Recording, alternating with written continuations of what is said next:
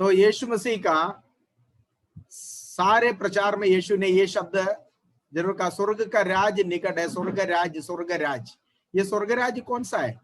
ये स्वर्ग राज वो देश, वो राज्य है जहां से यीशु को भेजा गया। यीशु जिस राज्य का प्रतिनिधि है इस संसार में। सो यीशु एक प्रतिनिधि होकर, एम्बेसडर होकर, राजदूत होकर इस संसार में आया। स्वर्ग राज्य का राजदूत होकर यीशु पृथ्वी में आया। इसलिए यीशु उनके भाषण में, उनके प्रचार में यीशु हमेशा उस राज्य को परिचित कराते हुए ये बातें करता था। सॉरी। उस राज्य को परिचित कराते हुए यीशु बातें करता था, एम्बेसडर। ठीक है। इसलिए यीशु ने कहा मन फिराओ, क्योंकि स्वर्ग का राज्य निकट है। स्वर्ग राज्य इस प्रकार है, यीशु ने दृष्टांत बोला। तब प्रभु ने कहा स्वर्ग राज्य उस खेत के समान है जिसमें क्या था, धन निधि छुपा हुआ था। एक मनुष्य ने अपने सारे जीविका खर्च कर कर उसको खरीद लिया। यीशु ने कहा स्वर्ग राज्य उस खेत के समान है। ठीक है। यीशु ने कहा स्वर्ग राज्य उस पौधे के समान है जो खेत में बोया गया, पर बढ़ गया, आकाश की चिड़िया आकर उस पर घोंसला बनाया। तो मतलब बहुत सारे दृष्टांत यीशु ने स्वर्ग राज्य के बारे में कहा। उन तमाम दृष्टांतों में यीशु ने जरूर जिस देश का वो एम्बेसडर है, जिस देश का वो राजदूत है, उस देश के प्रति जिक्र किया। तो मतलब एक राजदूत जो है हमेशा अपने देश को, आपको मालूम है एम्बेसडर के टेबल पर उसका जिस देश से वो आया उस देश का झंडा होता है। हमेशा झंडा हमेशा उसके सामने रहता है, मतलब उसको याद है कि मैं इस देश का हूं। ये झंडा ये कह रहा है कि किसी एक एम्बेसडर का रूम में हम लोग अगर पहुंच गए, अनजान आदमी भी उस झंडा देकर अगर कॉमन सेंस हो तो जरूर समझ लेते ये फलाना देश का एम्बेसडर है। ठीक है। कोई कोई ऐसे भी करता है, अपने एम्बेसडर का जो वस्त्र जो होता है, जो कपड़े होते हैं, उनके कोट के ऊपर उनका जो देश का जो फ्लैग है, जो क्या कहता है उसको, देश का फ्लैग जो होती है ना, वो झंडा जो है वो लगाते हैं। इससे पता चलता है, कई लोग बैठे उससे पता चलता है ये फलाना देश का एम्बेसडर है। ठीक है। संसार हमें पहचानना चाहिए, लोग हमें पहचानने चाहिए कि हम किस देश का रिप्रेजेंटेटिव है, हम किस देश को रिप्रेजेंट करते हैं। ओके। स्वर्ग राज्य में हम स्वर्ग राज्य का प्रतिनिधि है। वहां पर हेरा फेरी नहीं है, वहां पर ठीक है कावेले मुक्का तट्टिपोवडिल्ला,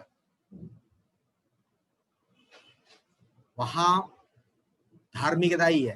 तो इसलिए हमेशा धार्मिकता के लिए बोलना, धार्मिकता के लिए लड़ना, उसमें बड़ा छोटा नहीं देखना, उसमें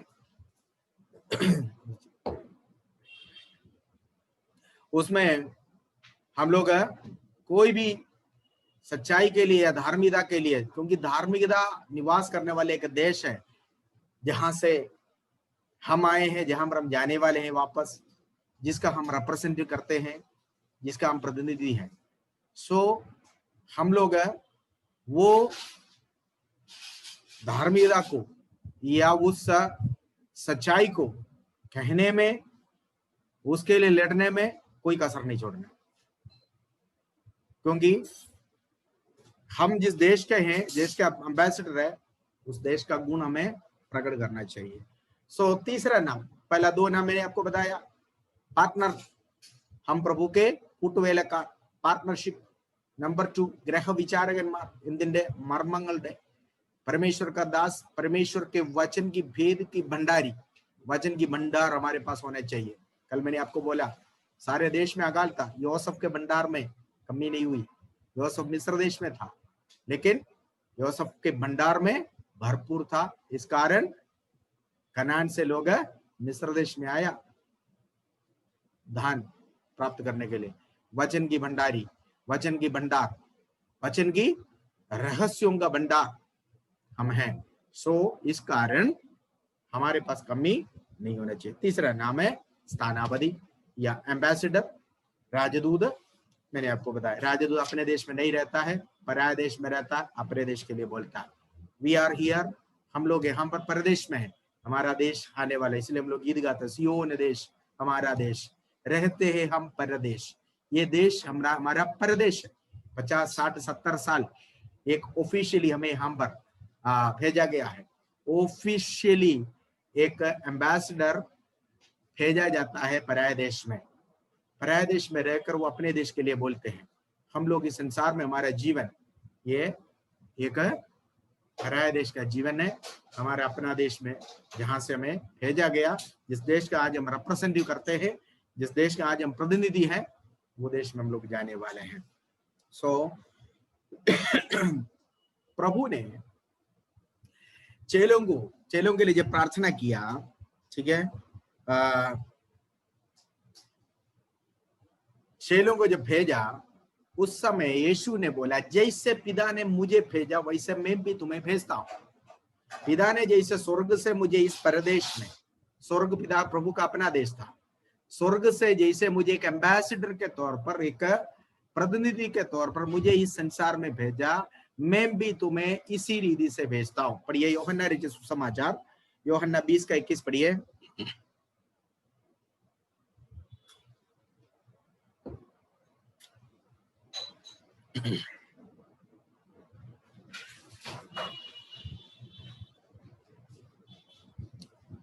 कोई पढ़िए, जल्दी पढ़िए।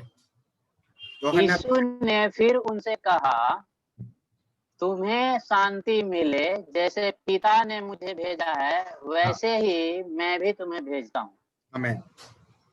सी, जैसे पिता ने मुझे भेजा वैसे मैं भी तुम्हें भेजता हूँ। पिता ने मुझे एक एम्बेसडर के तौर पर संसार में भेजा, मैं भी तुम्हें एम्बेसडर के तौर पर भेजता हूँ। याद रखना, एम्बेसडर व्हेनेवर, जब कभी कॉल बैक होती है, जिस देश ने भेजा वापस आओ कर कर बुलाते हैं, उस समय उसको वापस जाना है। इस कारण एम्बेसडर पराये देश में मकान नहीं खरीद सकता, वहां पर वो धन दौलत बिजनेस नहीं कर सकता। क्यों? एक इंडियन एम्बेसडर अमेरिका में जाकर वहां बिजनेस खोल दिया, इंडियन एम्बेसडर अमेरिका में जाकर वहां पर अपना रियल एस्टेट का बिजनेस शुरू कर दिया, कभी भी इंडियन गवर्नमेंट बोलेगा कम बैक, क्या करोगे? इसलिए यीशु ने बोला, रास्ते में पोकना मरद, तुम्हारे साथ झोला नहीं लेना है, ठीक है, 2 जोड़ा कपड़ा मत लेना है।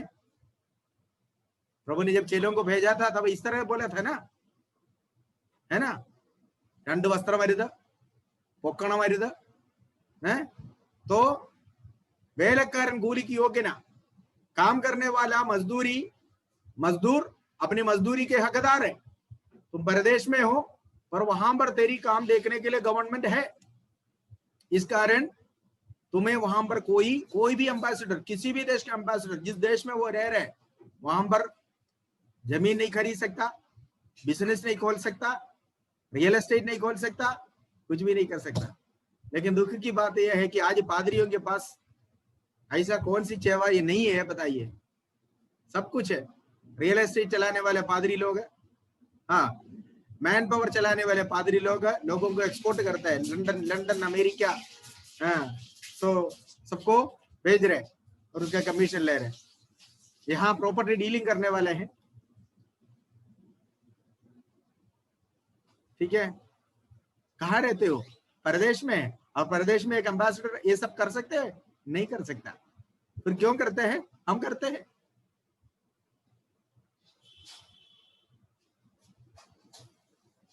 ओके, स्थानापति, एम्बेसडर, तीसरा नाम। एक आयत और पढ़िए, एफिसियों के पत्री 6वां अध्याय का 19-20 पढ़िए।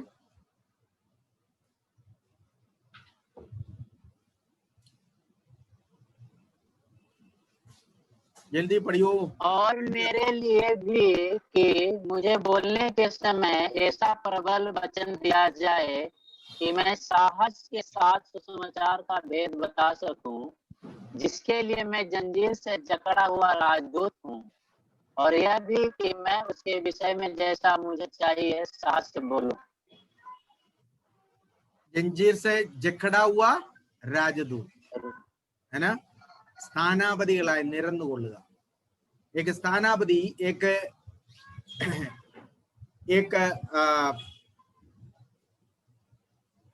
क्या क्या बोलता है, एम्बेसडर जो होती है, राजदूत जो होती है, उसका ड्यूटी क्या है? वो दो देश के बीच में खड़े होकर दोनों देश को पीसफुली मिलाता है. രണ്ട് രാജ്യങ്ങളുടെ ഇടയ്ക്ക് നിന്ന് സമാധാന കരാർ ഉണ്ടാക്കുന്ന ആളാണ് സ്ഥാനാപതി.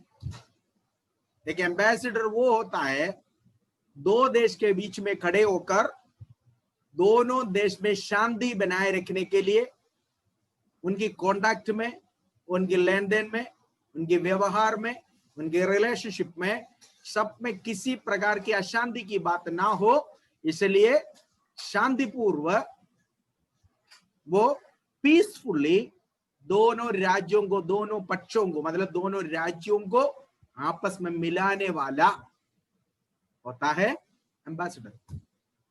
हमारे देश के साथ अगर मान लीजिए कुछ बात होता, तुरंत जो है जिस देश के साथ खटपट है वो एम्बेसडर के साथ हम जो बात करता है, कौन बात करेगा? हमारे एम्बेसडर बात करेगा. ठीक है, उस देश के एम्बेसडर से है जो हम कॉन्टैक्ट करते हैं तुरंत. युद्ध हो, पीस हो, कुछ भी हो, एम्बेसडर है उसके जिम्मेदार. बहुत बड़ा पोस्ट है ये, कम मत समझिए. सो एक एम्बेसडर अपना देश का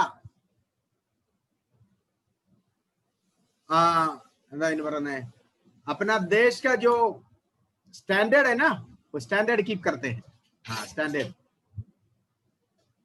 ठीक है, अमेरिकन एम्बेसडर कभी भी बिना चप्पल पहने हुए झोला लेकर रोड पे नहीं घूमेगा. वो कौन है? अमेरिका का एम्बेसडर है. वो जैसे वो देश है, उस देश के स्टैंडर्ड के अनुसार वो रहता है, उस स्टैंडर्ड के अनुसार वो बोलता, वो स्टैंडर्ड के अनुसार वो व्यवहार करता. तो परमेश्वर के दास लोग है, आलतू फालतू बातें नहीं बोलना. ठीक है, हर बातों में सिर नहीं डालना. बोलने वाली बातें जरूर बोलने चाहिए. ऐसी बात नहीं है कि आपने सुना है और आप अनसुनी कर लिया. नो, जवाब देने वाली बात में जरूर जवाब देना, बल्कि बिना मतलब के बकते नहीं रहना. जो बोलता है वो ठोस हो, उसमें वेट हो, उसमें वचन हो, उसमें सच्चाई हो. ये है. एक एम्बेसडर बिना मतलब के नहीं बोलते हैं, वो अपने अपने देश के स्टैंडर्ड के अनुसार बात करता है. सो हम मसीह के राजदूत है. पौलुस कहता है अगर हम मसीह के राजदूत है, हमें उस हिसाब से उस स्टैंडर्ड से बातें करना है. वो किसी से भी बातें जब करते तब. दूसरा, चौथे नाम है प्रभु के परमेश्वर के दासों को दिया हुआ चौथा नाम, वो है सिपाही. ये तीमुथियुस की पत्री जब मैंने आपको पढ़ाया तो वो लोग पढ़े थे, फिर भी शायद को पढ़े. दूसरा तिमोथी दूसरा अध्याय का 3 और 4 पढ़े.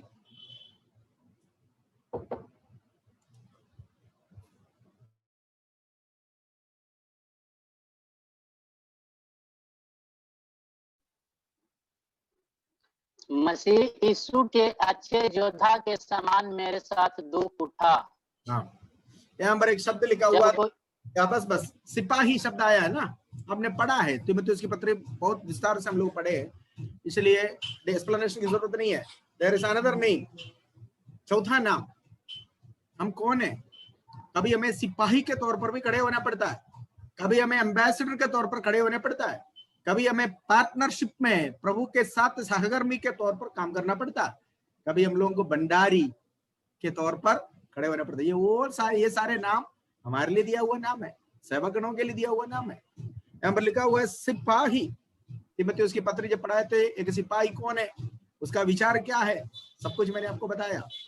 इस ओनली एम इज टू, उनका एकमात्र लक्ष्य क्या है, अपना देश को बचाना, अपने देश की सुरक्षा। അടുത്തുണ്ട് പടചേർത്തവനെ പ്രസാദിപ്പിക്കുക, जिसने इसको इस सेवकाई में लगाया, जिसने इसको इस आर्मी में भर्ती किया, उसका एकमात्र लक्ष्य उस व्यक्ति को प्रसन्न करना। ഈ പടചേർത്തവനെ പ്രസാദിപ്പിക്കണം, इस आर्मी में जिसने इसको भर्ती किया, उस आर्मी में भर्ती किया हुआ व्यक्ति को प्रसन्न करने के अलावा उसके जीवन का और कोई मकसद नहीं है। सो चौथा नाम जो परमेश्वर के दासों के लिए दिया हुआ नाम है वो है सिपाही। किसका सिपाही? मसीह के सिपाही। इसलिए इंग्लिश में गीत आता है, onward Christian soldiers marching us to war। सी यीशु के सिपाही आगे बढ़ो, ठीक है, हम यीशु के सिपाही है। सो इस संसार में एक सिपाही के तौर पर भी हमें काम करना है। सिपाही घर पे नहीं होता है, सिपाही हमेशा फील्ड में होता है, सिपाही हमेशा बैटल फील्ड में होता है, लड़ाई के मैदान में होता है। वो घर में आराम करने वाला नहीं है, घर में अच्छी नींद से सोने वाला नहीं होता है। सिपाही और किसान, ये दोनों अगर जिस देश में नहीं होता है वो देश नाश हो जाएगा। ये दोनों फील्ड में होता है, याद रखिएगा। किसान हमेशा खेत में होते हैं, वो अन्न को उपज करता है, वो धूप का परवाह न करते हुए, ओस का परवाह न करते हुए, वो बारिश का परवाह न करते हुए, हवा का परवाह न करते हुए वो बीज बोता है, अपनी खेत को देखभाल करता है, जो है खेती बाड़ी को अच्छी तरह, खेत में हमेशा वो खेत में होता है, धूप भी सह लेता है, बारिश भी सह लेता है, हवा भी सह लेता है, सब कुछ सह लेता है, क्योंकि वो कहां कौन है? किसान। जिस देश में किसान नहीं है वो देश रूखा सूखापन में हो जाएगा। दूसरा सिपाही, ये सिपाही कौन होता है? कहां पर होता है? ये भी फील्ड में होता है। कहां पर फील्ड में होता है? ये हमेशा बंदूक ताने हुए, ओले गिरे सिर पे, बारिश गिरे, धूप आए, हवा आए, वो हमेशा बॉर्डर में सिक्योरिटी, देश के अंदर दुश्मन ना घुसे, ठीक है, अपना देश के रखवाली करने वाले, ये दोनों मैदान में होते हैं, ये दोनों फील्ड में होता है। किसान खेत में होता है, सिपाही लड़ाई का मैदान में होता है। परमेश्वर के दासों के लिए ये दोनों नाम दिया हुआ है। परमेश्वर का दास किसान भी है, ठीक है, 1 कुरिन्थी 6:9 में हम लोग पढ़ा है, ഞങ്ങൾ ദൈവത്തിന്റെ कृषि, ठीक है, हम परमेश्वर के क्या बोलते हैं उसको, उपज है ना, से खेत है, खेती बाड़ी। सो एक पासवान वो एक किसान भी है और सिपाही भी है, ये दोनों फील्ड में है, दोनों मैदान में है, ये दोनों कठिनाई का काम है, ये दोनों के जीवन में सुख नामक कोई चीजें नहीं है। एक किसान का सुख मिलता है किसान को, एक सीजन के बाद अगला सीजन, इस सीजन में गेहूं बोया, उसको काटा, 15 दिन हो गया, महीना हो गया, वर्षा मिला, अगला सीजन में वो गेहूं बोएंगे या धान बोएंगे, ठीक है, सीजन बदल बदल कर आता है। वो 12 महीने में फील्ड में। एक मिलिट्री की आर्मी सिपाही वो कहाँ पर है, कब है उसके जीवन में, लाइफ में एंजॉयमेंट कहाँ पर है? क्या एंजॉयमेंट है? आपको मालूम है कि जो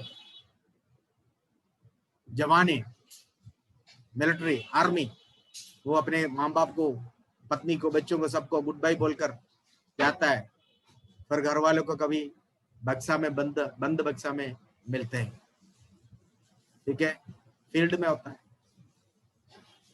फील्ड में होता है। वो अपने परिवार भूल गया, माँ बाप को भूल गया, सबको भूल गया, क्योंकि वो देश की बचाने के चक्कर में अपने जीवन को शहीद कर दिया। सो मेरा कहने का मतलब चौथा नाम सिपाही, ठीक है। पौलुस तीमुथियुस को कहता है प्रभु यीशु मसीह के अच्छा योद्धा बनकर, तीमुथियुस की पत्री आपको पढ़ा है, अच्छा योद्धा बनकर तुम भी मेरे साथ सुख पाओ, नहीं बोला दुख उठाओ, ये कहा। यीशु मसीह का अच्छा सिपाही बनकर मेरे साथ दुख उठा, ये यीशु ने बोला, ये सॉरी पौलुस ने कहा। सो सिपाही का जीवन दुख उठाने वाला जीवन है, किसान का जीवन दुख उठाने वाला जीवन है, ठीक है।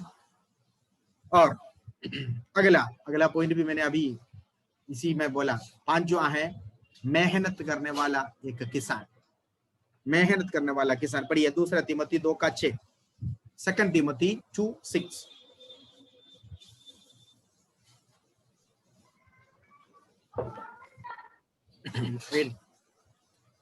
सेकंड तीमुथी, दूसरा तीमुथी जो किसान परिश्रम करता है, हाँ, फल का अंश पहले उसे मिलता है, हाँ, मिलना चाहिए। हाँ, जो किसान,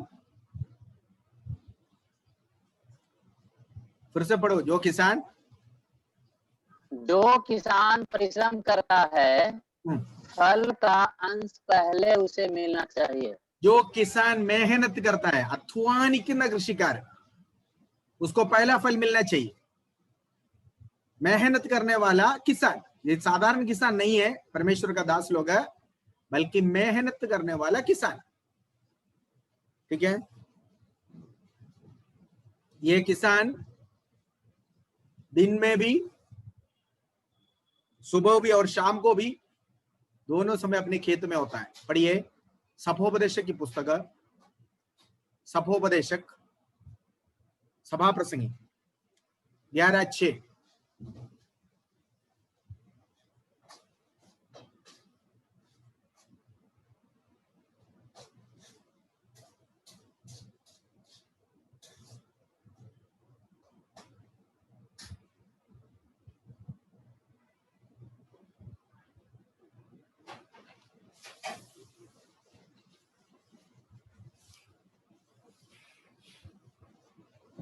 पढ़िए,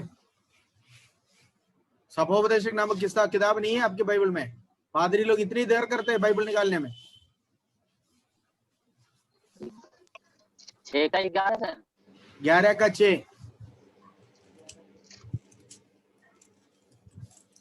भोर को अपना बीज लो बो, और सांझ को भी अपना हाथ न रोक, क्योंकि तू नहीं जानता कि कौन सफल होगा,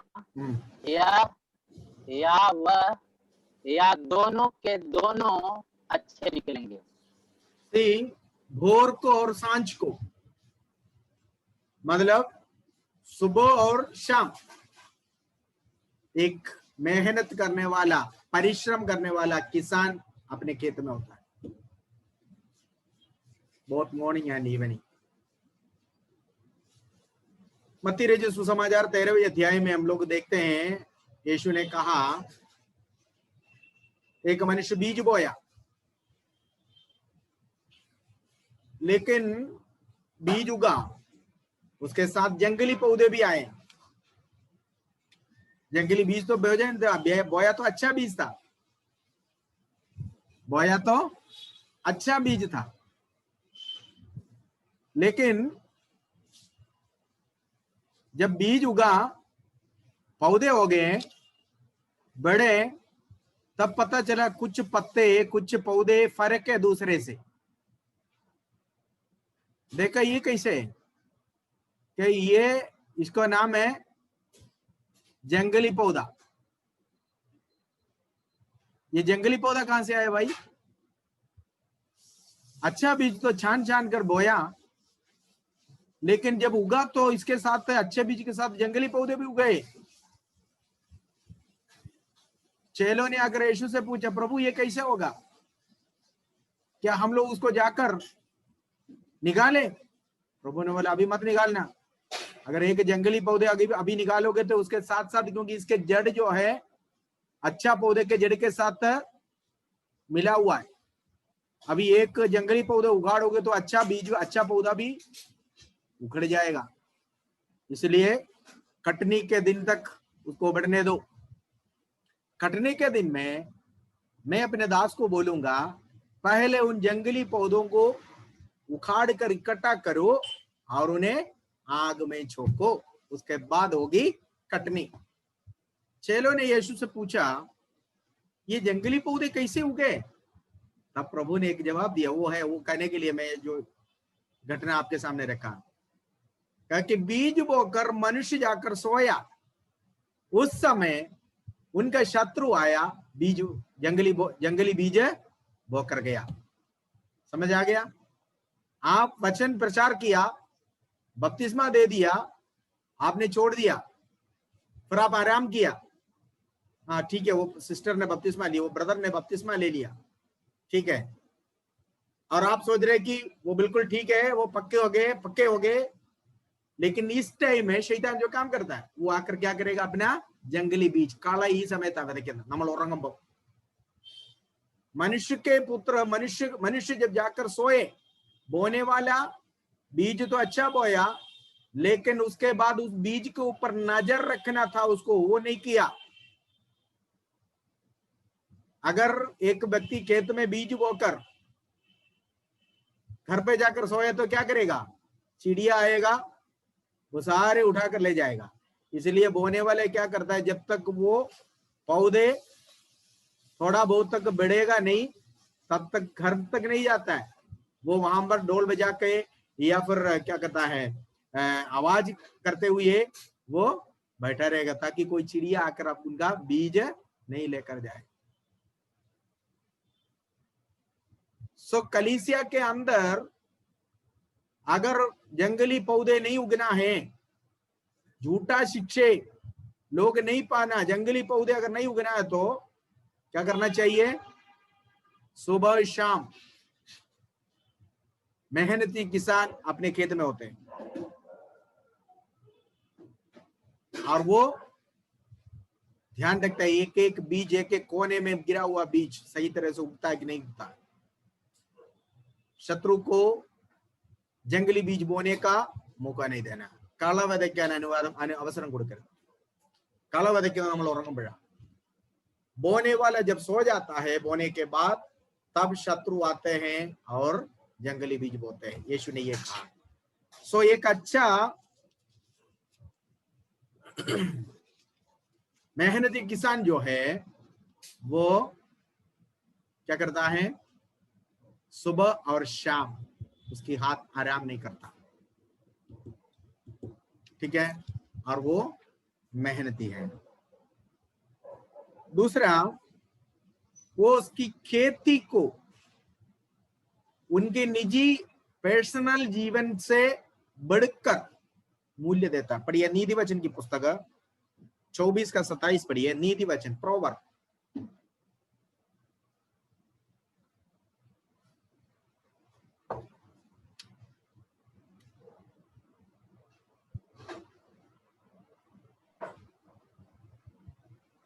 नीति वचन 24:27।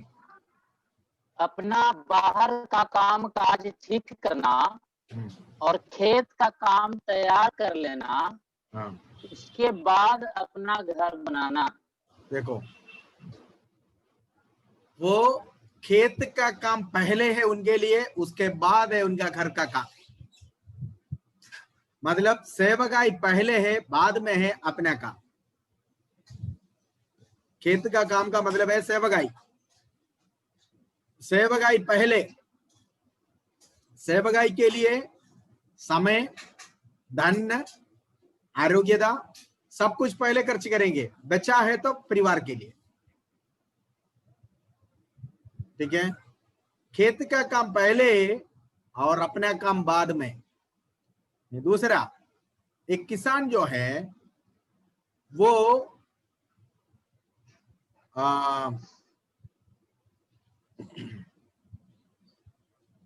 पढ़िए याकूब की पत्री में क्या शब्द लिखा हुआ इसके लिए, लॉन्ग सफरिंग के लिए क्या लिखा हुआ है। पढ़िए याकूब की पत्री 5:7 पढ़िए।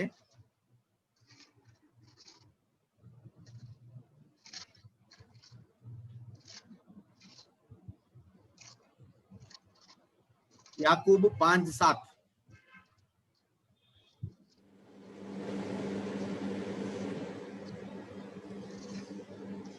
इसलिए वायु प्रभु के आगमन तक धीरज धरो। देखो किसान पृथ्वी की बहुमूल्य फसल की आशा रखता हुआ प्रथम और अंतिम वर्षा होने तक धीरज धरता है।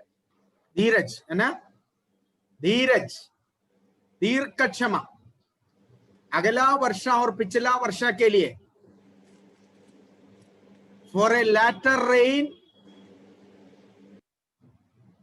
एक मुन्मഴിക്കും പിന്മഴിക്കും വേണ്ടി, एक पिछला वर्षा और अगला वर्षा के लिए एक किसान जैसे धीरज रखता है, सहिष्णुताओടെ इंतजार करता है, धीरज के साथ। वो हड़बड़ी नहीं करता, जल्दी नहीं मचाता है, अब भी हो जाए, अब भी हो जाए ना, is waiting till the time, पूरा समय होने तक वो इंतजार करता है, वेटिंग।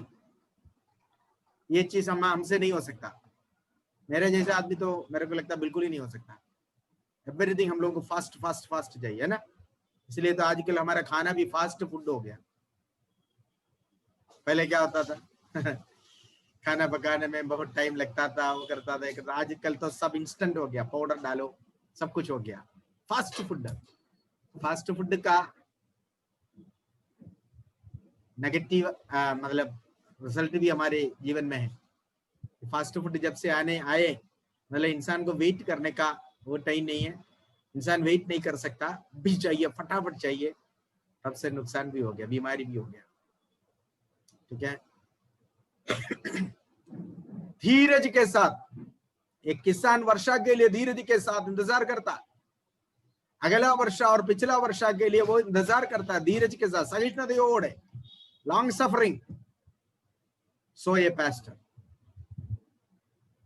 एकदम से 2 हफ्ते हो गए चर्च में आया, तीसरे हफ्ते बपतिस्मा ले लो करके पीछे नहीं पड़ना, वेट।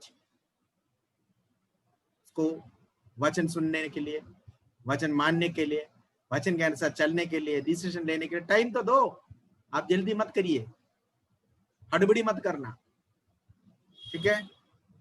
डोंट बी इन ए हरी, सहिष्णुता, दीर्घ क्षमा।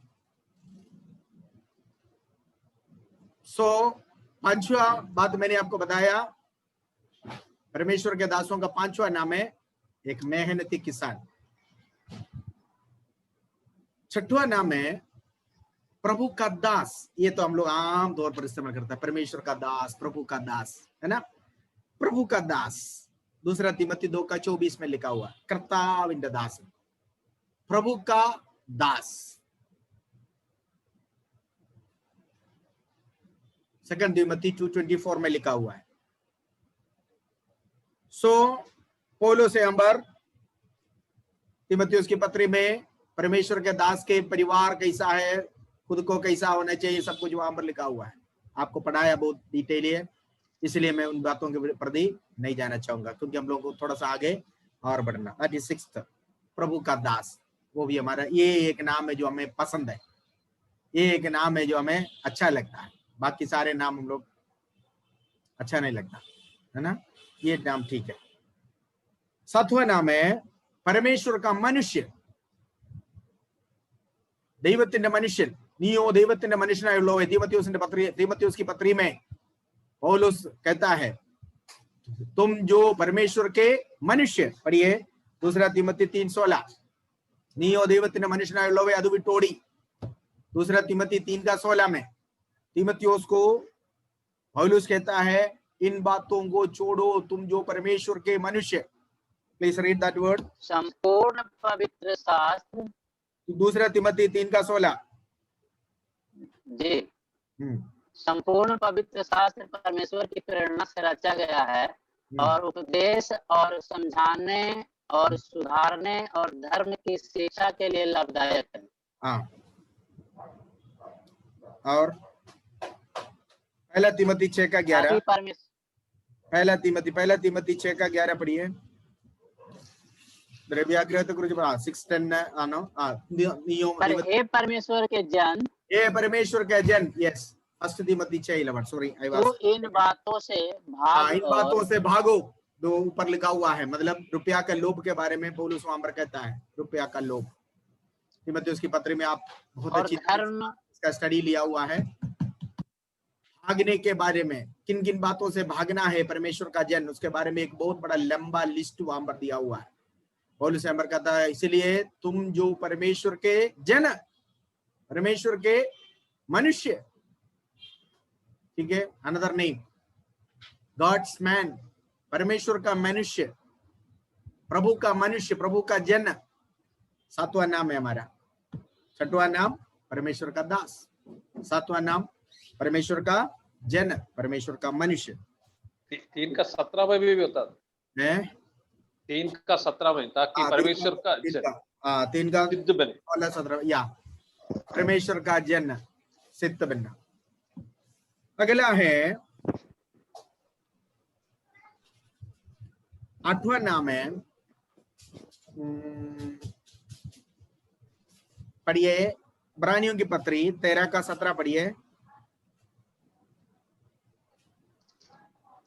जागने वाला, अपने अगुओं की आज्ञा मानो, हाँ हाँ वही है, पढ़िए। और उसके अधीन रहो, क्योंकि वे उसके समान तुम्हारे प्राणों के लिए जागते रहते हैं, जागते रहते हैं। हाँ ठीक है ठीक है। जागने वाला, जागरिക്കുന്നവർ, कावलकार आ रहा है। जागरिക്കുന്ന, जागने वाला कौन होता है? पहरेदार होता है, पहरा देने वाला, सिक्योरिटी देने वाला। वो जागता रहता है रात भर। एक सिक्योरिटी, वो रात भर जागता रहता है, दिन में भी वो जागता रहता है, ठीक है। पहरेदार, जागने वाला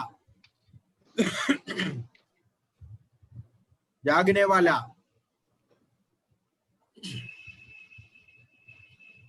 सो दूसरा नाम है, तो हम लोग कौन है? जागने वाला है। आर्क वेंडी जागरिക്കുന്നവരാ, आत्माക്കൾക്ക് വേണ്ടി जागरिക്കുന്നവർ, क्योंकि हम आत्माओं के लिए, उनके प्राणों के प्रति जागने वाला है। हिब्रूज 13:17 जागने वाला, आत्माക്കൾക്ക് വേണ്ടി जागरिക്കുന്നവർ, प्रभु के सन्मुख में आत्माओं के लिए जागने वाला लोग, जागते रहने वाला लोग। यीशु ने चेलों को बोला, प्रार्थना करने के लिए यीशु आगे बढ़ा, चेलों को बोला तुम लोग यही बैठकर जागते रहो ताकि तुम परीक्षा में न पड़े। പരീക്ഷയിൽ അകപ്പെടാതിരിപ്പാൻ ജാഗരിച്ചിരിപ്പീൻ, ഉണർന്നിരുന്ന് പ്രാർത്ഥിപ്പീൻ, ജാഗ്തേ രഹോ, ജാഗരിക്കുക, ജാഗരിക്കുന്നവർ। ഒരു തരത്തിൽ കാവൽക്കാരെന്ന് വേണേ പറയാം, जागने वाला। 8वां नाम है जागने वाला। अगला नाम है परमेश्वर का दूध। एफेसुस की कलीसिया के दूध को लिख, स्मुरना के कलीसिया के दूध को लिख। यह दूध पास्टर को कहा जाता है। हारान दूधन, दूध जो है वो होता है मैसेंजर, होता है मैसेंजर, परमेश्वर की ओर से संदेशा लोगों तक पहुंचाने वाला एक दूध होता है। प्रकाशित वाक्य में 7 कलीसियाओं के लिए हम देखते हैं वहां पर पत्री, संदेशा भेजा जाता है। पहले एफेसुस से शुरू होता है, एफेसुस की कलीसिया के दूध को लिख, स्मुरना के कलीसिया के दूध को लिख, कहते कहते लास्ट में लवोदिकिया के कलीसिया के दूध को लिख। मतलब ये कलीसिया का दूध जो होता है वो परमेश्वर का दास है, ठीक है। सो 7 दूध, 7 कलीसिया के प्राचीन, या प्राचीन का मतलब आपको मालूम है अगुआ, कलीसिया का प्राचीन, कलीसिया के अगुआ, कलीसिया का दूध, ये सब एक ही शब्द है। तो परमेश्वर का दासों का 9वां नाम है दूध, ठीक है। परमेश्वर की ओर से संदेश को प्राप्त कर लोगों तक पहुंचाने वाला मैसेंजर। അതുകൊണ്ടാണ് നമ്മളെ വിളിക്കുമ്പോൾ മെസ്സേജ് കൊടുക്കണം എന്ന് പറയുന്നത്। इसलिए हम लोगों को जब लोग बोलते हैं पास्टर जी आपको आधा घंटे की मैसेज देना, आपको 1 घंटे का मैसेज देना करके लोग कहने का मतलब है मैसेज मैसेंजर देता है। मैसेंजर का हिंदी शब्द है दूध, संदेश देने वाला, मैसेंजर, ठीक है। सो मैसेंजर से मैसेज आता है, मैसेंजर, ओके। अगला नाम है സേവകൻ, ശുശ്രൂഷക്കാർ। എനിക്ക് ശുശ്രൂഷ ചെയ്യുന്നവൻ എന്റെ പിതാവിന്റെ വലതുഭാഗത്തിരിക്കും. जो मेरी सेवा करता है वो मेरे पिता के दाहिनी ओर बैठेगा. ശുശ്രൂഷകന്മാർ, सेवक लोग, ഇത് ഇഷ്ടമില്ലാത്തൊരു പേരാ. ये लोग पसंद नहीं करता है. अगर आपको सेवकन बुलाए, इवांजलिस्ट बुलाए, नो नो नो, अच्छा नहीं लगता. एम्बेसडर बुलाओ, अच्छा लगता है. ठीक है. और परमेश्वर का दास, बहुमूल्य दास बोलो, बहुत अच्छा लगता है. श्रेष्ठ दास बोलो, और चौड़ा हो जाएगा, 56 इंच हो जाएगा सीना. परमेश्वर का अधिश्रेष्ठ दास, है ना. हम लोग जैसे गुब्बारे में हवा भर जाता है, जैसे गुब्बारा फूल जाता है, इसी तरह फूलता है. ऐसे लोगों को फुलाकर उनको हार्ट अटैक करने के लिए इतनी सारी चिकनी चुपड़ी बातें लोग जो करते हैं. परमेश्वर का दास, परमेश्वर का बहुमूल्य दास, ये सब सुनकर ऐसा भूल जाता है कि क्या कहें. ठीक है. सो ऐसे बहुमूल्य दास भी नहीं है, सर्वश्रेष्ठ दास भी नहीं है, दास ही है. ठीक है. 5 तोड़ा 10 बनाकर लाया हुआ व्यक्ति को भी प्रभु ने बोला, क्या बोला था कि well done my faithful servant, विश्वास योग्य दास बोला. 2 से 4 बनाकर लाया हुआ उस व्यक्ति को भी बोला well done my faithful servant. उनको भी वही 5 और 2 दोनों में फर्क है. एक ने 10 लाया, एक ने 4 लाया, बहुत फर्क है. उन दोनों को सेम शब्द प्रभु ने बोला. वहां पर एक को दास, एक को बहुमूल्य दास नहीं बोला. 4 लाया हुआ व्यक्ति को दास नहीं बोला, दास बोलकर 10 लाया हुआ व्यक्ति को बहुमूल्य दास नहीं बोला.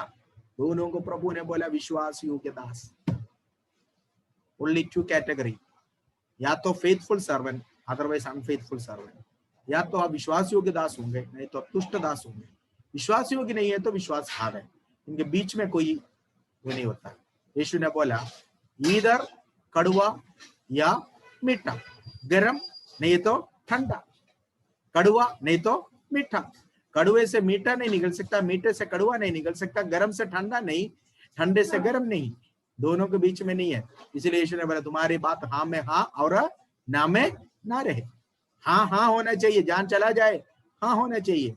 ना ना होना चाहिए, जान चला जाए, कोई बात नहीं, लेकिन ना मेरा ना है, ऐसा होना चाहिए. सो मतलब दासों में ग्रेड नहीं है. सेंटर पास हो गया तो बहुमूल्य दास हो गया, लोकल पास हो गया तो दास हो गया, ऐसा नहीं है.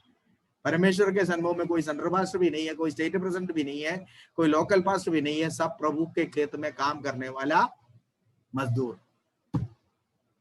ये कुर्सी पोस्ट सब यहां पर है.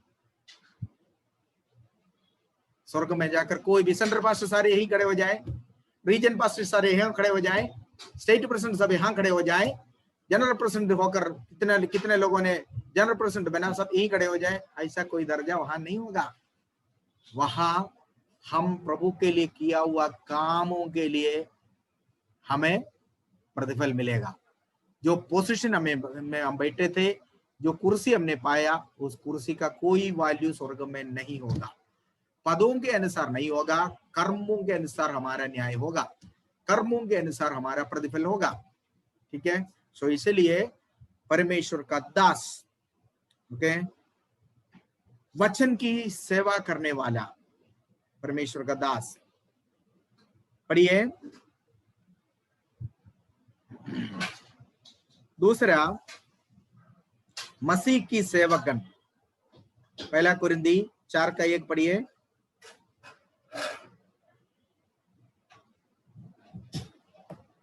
पहला कुरिन्थी 4:1 पढ़िए.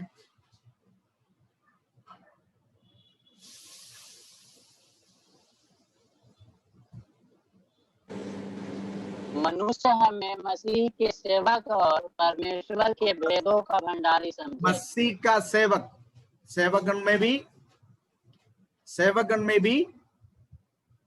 सेवकों में भी कई कैटेगरी है. सेवकगण, मसीह का सेवा. दूसरा कुरिन्थी 11:15 पढ़िए. दूसरा कुरिन्थी 11:15, धार्मिकता का सेवक.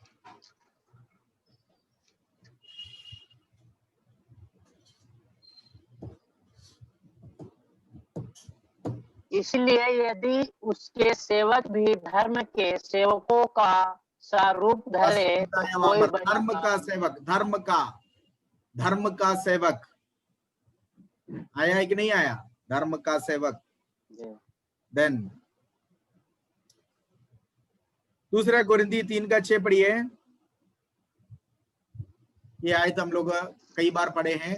അവൻ ഞങ്ങളെ പുതിയ നിയമത്തിന്റെ ശുശ്രൂഷന്മാരാക്കി नया नियम। जिसने हमें नई वाचा यस, नई वाचा का के सेवक। सेवक होने के योग्य भी किया। बस बस बस, नया वाचा का सेवक, പുതിയ നിയമത്തിന്റെ ശുശ്രൂഷകൻ, നീതിയുടെ ശുശ്രൂഷകൻ, പിന്നെന്തുവാ? मसीह का क्रिस्तुविന്റെ ശുശ്രൂഷകൻ। सो मसीह का सेवक, धर्म का सेवक, धर्म का नहीं धार्मिकता का। ठीक है, धर्म सुनकर लोग फिर दूसरी बात समझते हैं, रिलीजन समझ लेते हैं उसको। रिलीजन नहीं, धार्मिकता का सेवक और नया वाचा का, नया नियम का सेवक। देन अनुग्रह का सेवक। पत्रोस की पत्री में पहला पत्रस 4:10, पहला पत्रस 4:10 पढ़िए।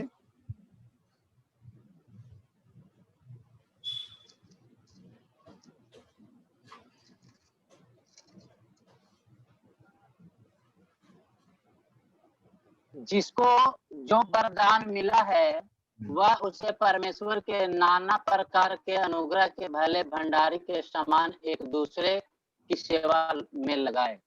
Okay. यह लिखा हुआ है धार्मिकता का, सॉरी, परमेश्वर के अनुग्रह का सेवक। देन दूसरा कोरिन्थी 3:6 अभी हम लोग पढ़ा था। नया नियम के सेवक, नया वाचा का सेवक। उसके बाद फिर आगे लिखा हुआ है आत्मा की सेवक, ആത്മാവിന്റെ ശുശ്രൂഷന്മാരാക്കുന്ന, आत्मा की सेवक। ठीक है, और कोलोसियों की पत्री 1:24 पढ़िए। कोलोसियों की पत्री 1:24।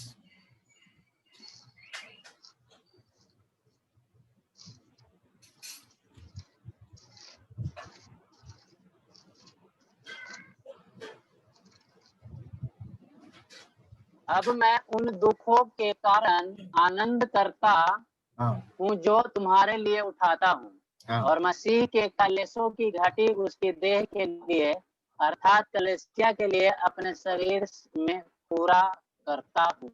यहाँ लिखा हुआ है कलीसिया का सेवक, सफयुड़े शुश्रूषकन, कलीसिया का सेवक।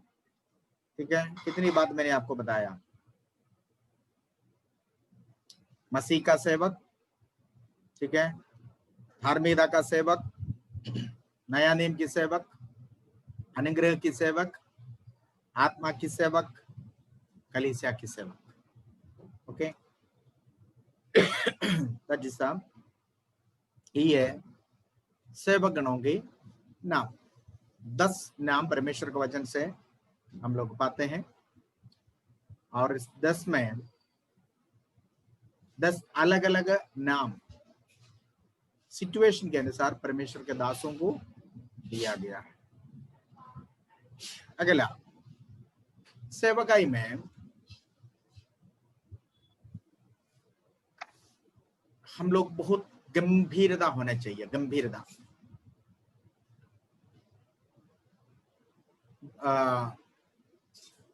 തിമോത്തിയോസ് की पत्री में पौलुस कहता है ശുശ്രൂഷൻ ഖനശാലിയായിരിക്കണം എന്നോട് എഴുതിയിട്ടുണ്ട്।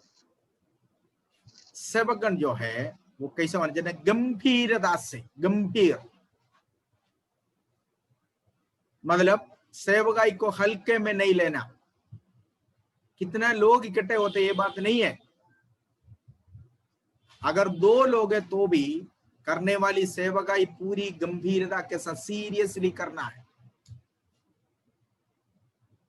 वेरी सैड, बहुत दुख की बात है। कई जगहों में जब मैं जाता हूं, खासतौर पर प्रभु यीशु मसीह की मेष, वो जो सेवकाई इतने हल्के में करते हुए, इतना एकदम फ्रेंड है, हल्के में करते हुए दुख लगा। कितना महत्वपूर्ण सेवक है, कितनी गंभीरता से करना चाहिए। बिल्कुल एक समोसा और चाय, समोसा खाकर चाय पीने के इतने ही गंभीरता से लोग इस सेवकाई को करते हैं और लेते हैं। नो,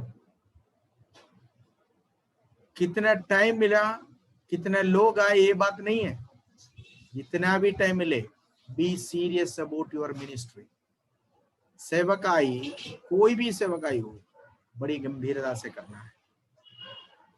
हंसी मजाक उसके बीच में नहीं है, ठीक है। कुछ लोग होता है, कुछ लोगों का प्रचार सुनकर उसमें कुछ भी नहीं है, लोगों के हृदय के अंदर उसके एक भी वचन जो है, परमेश्वर का वचन तलवार है भाई। तलवार, हथौड़ा, आग इत्यादि बातें हैं, वचन के प्रति इस्तेमाल किया हुआ है। तलवार कभी हंस के आएगा, मैं काटूं तुम्हारे गर्दन, ऐसे पूछ कर आएगा तलवार है? बोलिए। परमेश्वर का वचन भस्म करने वाला आग है। आग जब किसी को लगता है मैं जलाऊं, तुझे जलाऊं, थोड़ा सा जलाऊं, ऐसा करके आता है आग है। हथौड़ा, पारे तर्क में जुटिया, हथौड़ा, परमेश्वर का वचन हथौड़ा है। ये हथौड़ा जब मारते तो कैसे मारता है? ऐसे हथौड़े से कोई करता है? बहुत सारे लोग हंसाते 1 घंटा परमेश्वर का वचन प्रचार करने के लिए शुरू से लेकर शाम आखिरी तक जो है कॉमेडी के ऊपर कॉमेडी। सेवकाई में बड़ी गंभीर, खास और वो परमेश्वर का वचन प्रचार करता, हिलने नहीं देना किसी को। जिसको जाना है अभी निकल जाओ, बीच में कूद कर जाएंगे ही नहीं। जो पूरा समय बैठ सकता वही बैठो, ये बोलना है। क्योंकि ये हथौड़ा है आपके हाथ में। हथौड़ा नरम बरम की बातें नहीं करता। हथौड़ा बेरहमी से हथौड़े से मारते, तलवार लेकर रहम से नहीं मारते। मूसा ने बोला तलवार उठाओ, याद है आपको? नरगमन 32 है ना? मूसा ने बोला अपने तलवार घाटी से उठाओ और इन नाधर्मियों को बिना चेहरे देखे हुए, बिना कोई पक्ष दिखाते और मनसली काണിക്കാതെ വെട്ടാനാ പറഞ്ഞേ। परमेश्वर का वचन हाथ में दिया हुआ तलवार है। ये तलवार इस तरह से इस्तेमाल करे, पाप की हर एक जड़ों को काट डाले वो तलवार। पतरस के प्रचार में 3000 लोगों के अंदर हृदय खाऊ हो गया। कारण क्या था? पतरस हंस के नहीं बोल रहा था, मजाक नहीं सुना रहा था। पतरस की प्रचार तलवार के नए लोगों के अंदर गुस्सा पेनिट्रेट अगर करना है तो, अगर पेनिट्रेट करना है, पियर्स करना है, छेद करना है, तो वो चीज इतनी पावरफुल, इतनी शार्प होंगे कि वो रहम नहीं करता।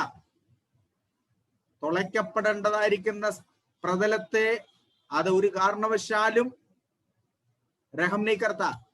जिस जगह को पियर्स करना होता है, जिस जगह को पेनिट्रेट करना होता है, उस एरिया को वो कभी भी किसी हाल में उसके साथ कॉम्प्रोमाइज नहीं करता। तीर, अंब, जब परमेश्वर का वचन तीर है, तीर जब कमान में रखकर जब खींच कर, पीछे को एक बार खींचेगा, खींच कर जब छोड़ता है, वो तीर आकर एक बंदे के सीने में घुसना, उस समय मैं घुसूं भाई, मैं घुसूं थोड़ी देर के लिए, ऐसा करके आता है। नो, गंभीरता होना चाहिए सेवकाई में। मेरा कहने का मतलब ये नहीं कि आप हंसना नहीं है, हंसना मना है, ऐसा नहीं है। सेवकाई के बीच में कॉमेडी नहीं, सेवकाई के बीच में आप कॉमेडियन नहीं बनना। Ecclesia is not the place of entertainment, but it is a place of restoration. कलीसिया जो है वो एंटरटेनमेंट का जगह नहीं है, मनोरंजन की जगह नहीं है, छाती पीटने का, मन फिराने का, रोने का, वापस आने का, अपने किए हुए पापों के प्रति पश्चाताप करने का जगह होता है कलीसिया। ये तब होंगे जब आप परमेश्वर का वचन रूपी तलवार बेरहमी से इस्तेमाल करेंगे, और वो तलवार लोगों के हृदय के अंदर घुसेगा, छेद करेगा। गंभीरता से सेवा करना है, अपने हाथ में दिया हुआ सेवकाई के प्रति एक बहुत बड़ा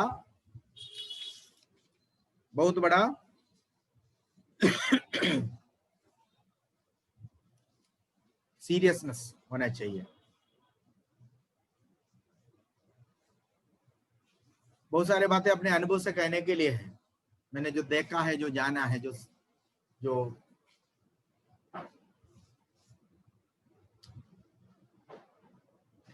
एक परमेश्वर का दास को मैं जानता हूं, दिल्ली में थे, अभी नहीं है, खुदा का शुक्र, अभी इधर से चला गया। मुझे मौका मिला एक बार उसके चर्च में जाने का, प्रभुभोज के दिन था। प्रभुभोज के लिए रोटी जो ब्रेड है तैयार कर रहा है, रोटी के ब्रेड का जो ऊपर का वो सारे चीजें ना, जो छिलका, वो निकालते हैं, एक एक करके मुंह में डाल रहे हैं।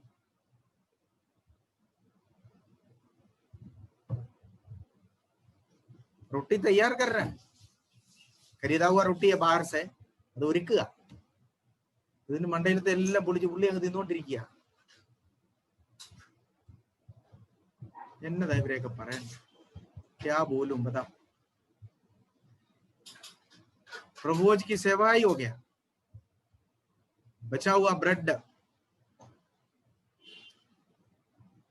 किसी और को बोला भी नहीं, दिखाया भी नहीं है, टेबल के नीचे वहीं बैठ के वो पूरे के पूरे, एक आधा प्लेट से ज्यादा था, पूरे के पूरे अकेले बैठ कर खा लिया। ऐसे कॉमेडियन पड़े हुए हैं, ये ऐसा नहीं बोल रहा है, ये अनुभव से बोल रहा है, देखा है, आंखों से देखा ये चीज। कुछ लोग होते हैं, एक और महाशय की बात करता हूं, ब्रेड अभी मैं आपको सिखाऊंगा, प्रभुभोज के बारे में मैं आपको सिखाऊंगा, इसलिए ये सारी बातें प्रिलिमिनरी है, आगे आपको सिखाऊंगा। ये महाशय क्या करता था, इसको शुगर है, डायबिटिक है, 1 बजे इसको खाना है, इसलिए ये क्या करता है, 12:50 पे जो है सेवकाई हो या ना हो, ये आमीन बोलता है। विश्वासी अभी चर्च में ऊपर पार्सनेज में चला जाता था, जाकर खाना खा लेता। तो ये क्या करता था, सेवकाई में ढंग से सेवकाई करना है तो सबके सामने रोटी उठाकर प्रभु का धन्यवाद करते हुए उस रोटी को तोड़कर लोगों को देना। ये महाशय क्या करता था, उतना समय बचाने के लिए, उसके पास इतना टाइम नहीं है, ये आराधना शुरू होने से पहले पार्सनेज में बैठ के पूरा रोटी तोड़ कर जो है എല്ലാം ഞുറുക്കി കൊണ്ടുവന്ന് വെച്ചിരിക്കുക, टेबल में लाकर रखा है। എന്തോരു ഉപദേശ പെശക,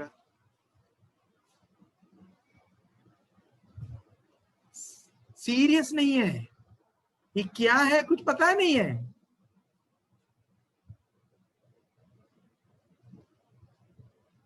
सो इस तरह के लोग हैं।